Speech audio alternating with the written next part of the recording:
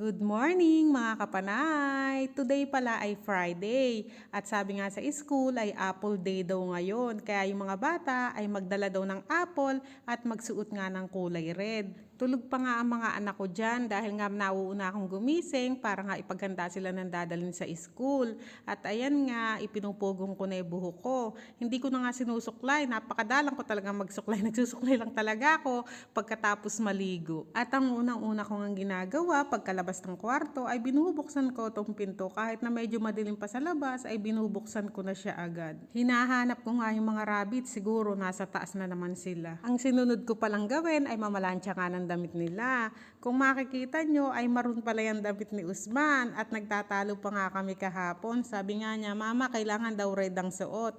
Ang sabi ko nga, ayan na lang anak ang isuot mo. Eh mama, hindi ito naman to red. Sabi niya sa akin, purple to. Purple pa nga sabi ni Usman.